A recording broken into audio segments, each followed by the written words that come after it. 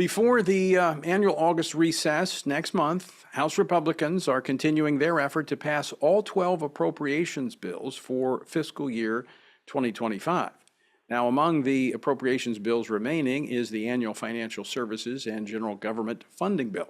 Now, this includes funding for certain aspects of the District of Columbia government there in the capital city.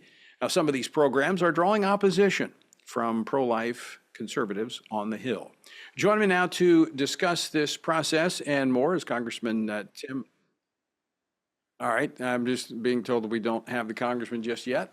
When he does join us, he serves on the House Committee on Education and Workforce and Energy and Commerce Committee. He represents the 5th Congressional District of Michigan. We're going to talk about the funding appropriations bills and what they're attempting to do is, instead of having this huge omnibus bill like we've seen for the last 20 years, they get down to the end of the year, end of the fiscal year, they don't have their appropriations bills, and so they just cobble them all together and they pass this massive bill, or they will do a continuing resolution and just keep the funding going from the previous year. Very irresponsible in the way they've been doing it. But under the leadership of Mike Johnson, they're working forward with the individual appropriations bills. Joining us now to talk about this, Michigan Congressman Tim Walberg. Tim, welcome back to the program. Good to be back. So, as I just mentioned, House Republicans have been very clear about passing all 12 appropriations bills and avoiding this annual omnibus scenario. Give us the latest and what the prognosis is on actually meeting that deadline.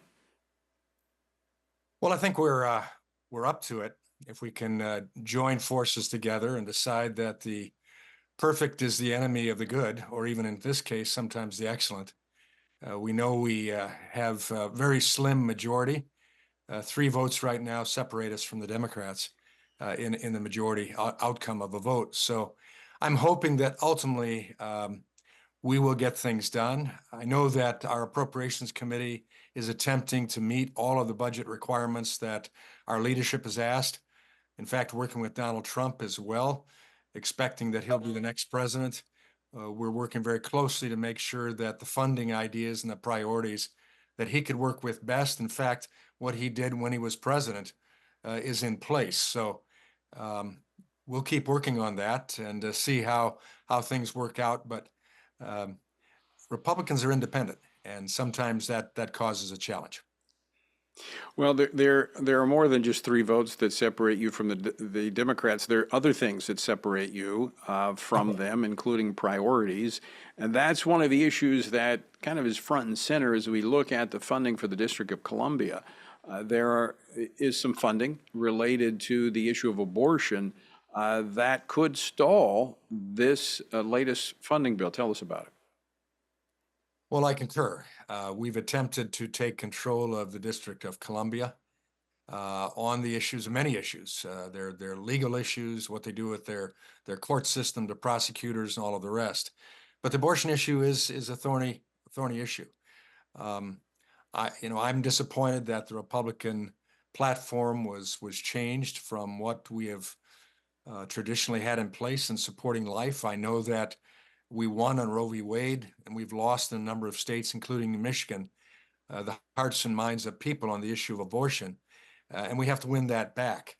But the District of Columbia, we do have power to control there, and yet there are viewpoints within our Republican conference, which is, I said, very limited in our majority, and some that come from much more swing district situations than a lot of us come from anymore.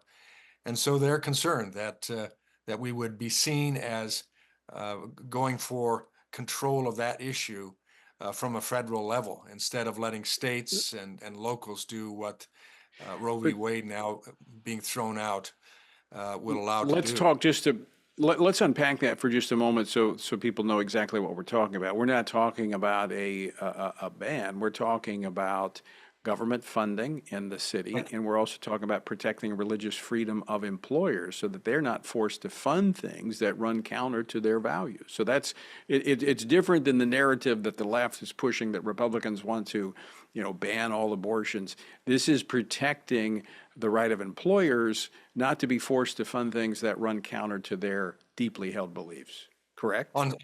Yes, on all sorts of things, we have that same challenge. And there are those of us that are very firm that we stand with the Hyde Amendment and other laws that are actually in place, regulations about funding abortion and these social policy issues. But the battle is joined, and in a campaign year, with districts up for challenge in the election and attempt to keep those majorities, sometimes that causes a problem for a majority, even when we have a larger majority. I hope that ultimately Republicans will say this is not an issue that we should concern ourselves with from being attacked as trying to force unplanned principles on people. This is normal. We should not require employers to fund things that go against their long-held beliefs. We should not fund things that go against law that are in place and that have been in place for a lengthy period of time. And I think those of us who are strong pro-life, we should be allowed to very strongly state, tell you what, if we believe that states ought to make their own decisions on that, then let's take control, because in the District of Columbia, we as Congress, we are their legislature, we Right. have control, and we ought to take that control. A very, very good point. And I think we need to articulate that point, as well as the role that the federal government continues to have to protect the rights of states to actually determine the way they're going to go. But we just have a couple of minutes left, Congressman Walberg. I want to switch topics. This week, the Director of National Intelligence said the Iranian regime has influenced pro-Hamas demonstrations throughout the United States. Now, you serve on the department, or you serve on the Education Committee. You have been in some of these hearings about what's been happening on college campuses. What do we know about how Iran has been funding and promoting these anti-Israel, anti-Semitic demonstrations on college campuses? The first thing I say, Tony, is surprise, surprise. I mean, are we really surprised about this? I think on education and workforce committees, we've held hearings with Columbia University, MIT, Penn, et cetera, in front of us. And we've seen two college presidents lose their jobs because of what we were able to bring out about how they allowed these demonstrations to go on. And not just demonstrations, but the impact upon Jewish lives on their campuses, and allowing radicals to come in outside of the campus, outside of the student group, and promote this not simply demonstration, but violence on campus, taking over campus facilities, holding captive campus employees, etc. Why wouldn't we think that there was an outside source coming in? We said that in our Education and Workforce Committee. We pointed to actual examples of outside motivators for this and facilitators for this. Iran, that has lost all a challenge from our federal government, specifically this Biden administration, which took off the sanctions, etc. Why would they not see this as an extremely opportune time to try to downgrade the United States? They have called us the large Satan. They've called Israel the little Satan. They've said they want to destroy and wipe off the face of the earth both Satans, the United States and Israel. Why would this be a surprise? And I think now, because of what's going on with President Biden in melting down, now the administration and people response with understanding what's going on from outside attack forces coming to the United States are willing to finally admit, oops, Iran is in paying and facilitating these things going on campus, not simply to cause unrest on campus, but to break down the Western leadership in the world, and that's the United States. And we're up against that break, Congressman Walberg, but the funds that they had to fund this, to fuel this, were probably coming from the funds that we released to them, the frozen assets that was a part of the sanctions. Surprise, surprise. I mean, that's Yeah. exactly what we feared when we broke down the control that President Trump had significantly put on them and said to the world, we're taking a stance. Biden did away with that. Yeah. And those resources were available. Plus, And we're paying for it. We're paying for it now. All across this country. Congressman Tim Walberg, always great to see you. Thanks so much for joining us. Good to see you. Thanks so much. Keep fighting.